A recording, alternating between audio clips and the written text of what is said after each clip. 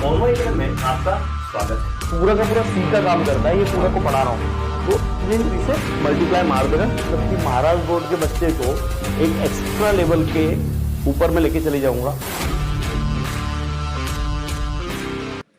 नमस्कार दोस्तों, पवन एकेडमी में आपका स्वागत है। आज का टॉपिक बहुत स्पेशल है। जेई देने वाले महाराज बोर्ड के स्टूडेंट्स को कौन सी बुक फॉलो करनी चाहिए, एनसीईआरटी या एमएच बोर्ड। सबसे पहली बात तो यह है कि महाराज बोर्ड से जो बच्चा जेई देगा, तो आपको ये बात मैं क्लियर बता दूं कि मैथमेटिक्स के अंदर एनसीईआरटी के बुक का इतना वो महत्व नहीं है। मतलब महत्व आप बोलेंगे सर क्या बात कर रहे हो, सारा सिलेबस तो वहीं से। हाँ भैया, सिलेबस वहीं से है। एक मैं आज कंपैरेटिवली स्टडी करने वाला हूँ, आपको स्टडी बताने वाला हूँ, और वैसी स्टडी आपको हर टॉपिक के बारे में करनी है और फिर आपको आपका निर्णय लेना है।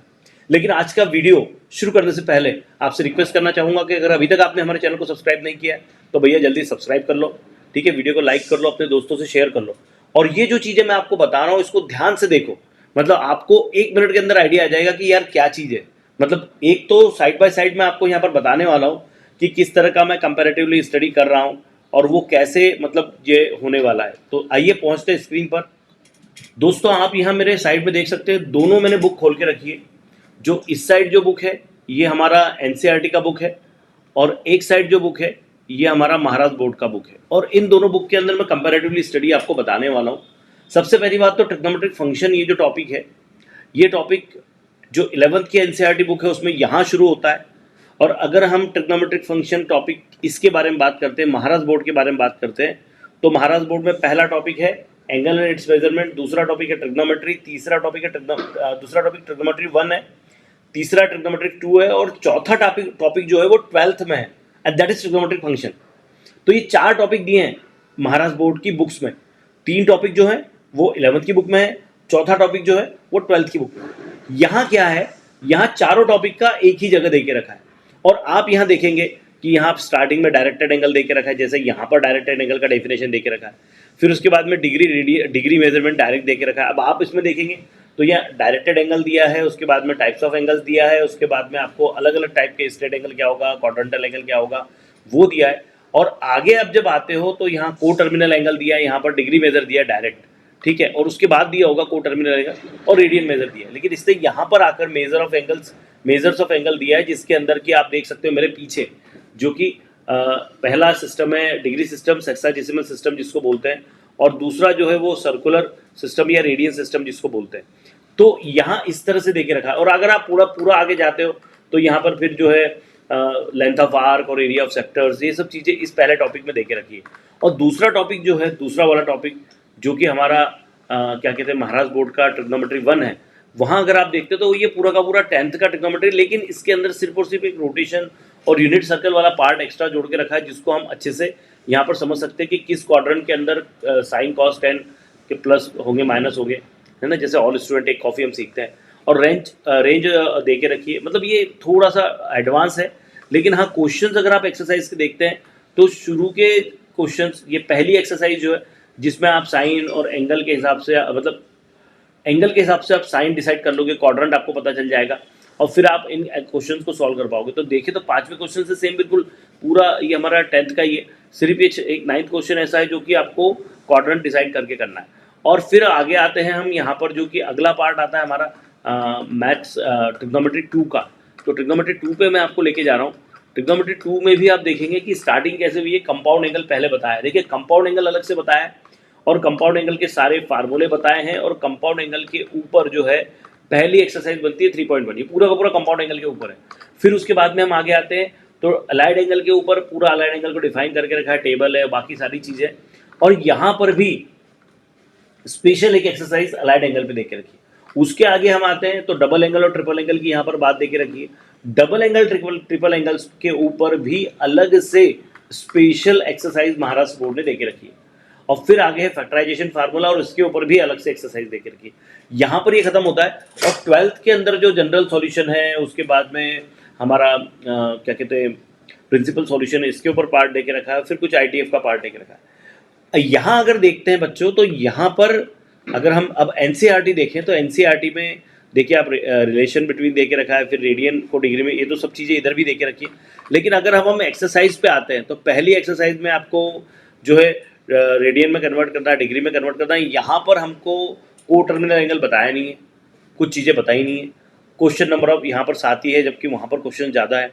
ट्रिग्नोमेट्रिक फंक्शंस में आगे आते तो बिल्कुल हमारा ट्रिग्नोमेट्रिक 1 का पार्ट है जो कि आगे दे के रखा है। ट्रिग्नोमेट्रिक 1 का पार्ट है जहाँ पर कि आपको साइन कॉस टेन की पोजीशन क्वाड्रेंट के हिसाब से प्लस माइनस होगा, वो दे के रखा है। और फिर आगे जब हम आते हैं यहाँ पर तो फिर ग्राफ वाला पार्ट है जो कि हमने इसमें भी देखा है। और उसके बाद में ये क्वाड्रेंट के हिसाब से आपको सारी वैल्यूज फाइंड करना है जो कि अलग से इसमें दे के रखी। लेकिन अब देखिए यहाँ पर सीन क्या है, देखिए यहाँ पर कंपाउंड एंगल शुरू हो गया, sum and difference of two angles, compound angle यहीं शुरू हो गया। यहीं पर भाई साहब ने पूरे फार्मूले देने के बाद में यहीं पर अगर आप देखेंगे तो यहाँ पर डबल एंगल भी इसी में आ गया। देखिए 2x की वैल्यू cos 2x का फार्मूला भी यहीं आ गया, sin 2x का फार्मूला भी यहीं आ गया, इसी के अंदर डबल एंगल भी दे दिया। अब और देखिए आप आगे आप बढ़ते हैं तो फैक्टराइजेशन फार्मूले भी इधर दे दिए। मतलब यहाँ पर क्या करके रखा है CBSE वालों ने कि एक एक्सरसाइज पूरा बेसिक पढ़ा दिया है, पूरा बेसिक एक ही एक्सरसाइज में घुसा दिया 3.3 के अंदर। तो यार ऐसे स्टडी करने से तो अच्छा है कि हम एक एक टॉपिक एक एक फार्मूला करें और बेसिकली उसको करें।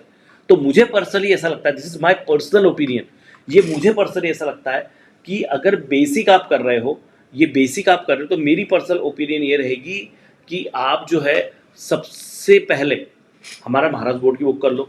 और उसके बाद अगर आप कोई रेफरेंस बुक फॉलो करते हो, देखो रेफरेंस बुक तो सभी को फॉलो करनी है, जेई जिसको करना है उसको रेफरेंस बुक तो फॉलो करनी है। लेकिन मेरा पर्सनल सोचना यह है कि रेफरेंस बुक के पहले हम अपनी महाराज बोर्ड के जो बच्चे हैं हम अपनी टेक्स्ट बुक को कर लें, क्योंकि ये टेक्स्ट बुक से ही रिलेटेड MST CET में भी आपका फायदा होगा। दूसरा बोर्ड जब होगा आपका 12th, अगर आपने 11th की बुक ही नहीं पढ़ी है तो 12th की बुक भी अगर आप नहीं पढ़ रहे डायरेक्ट बोर्ड देने जाओगे तो कहीं ना कहीं आपका नुकसान होगा ही होगा। लेकिन हाँ मैं ये जानता हूँ कि 12th के जो बच्चे हैं वो बोर्ड की बुक तो पढ़ते ही हैं। तो यहाँ कंपैरेटिवली बात क्या है, कुछ बच्चों के दिमाग में ऐसा भरा होता है कि NCERT की बुक बहुत अच्छी होती है या NCERT की बुक में बहुत कुछ है। तो भाइयों मेरे NCERT की बुक में ऐसा कुछ नहीं है। उससे अच्छा आप RD शर्मा का मैथ्स कर लो, या उससे अच्छा आप अरिहंत या सिंगेज का एक सेट कर लो।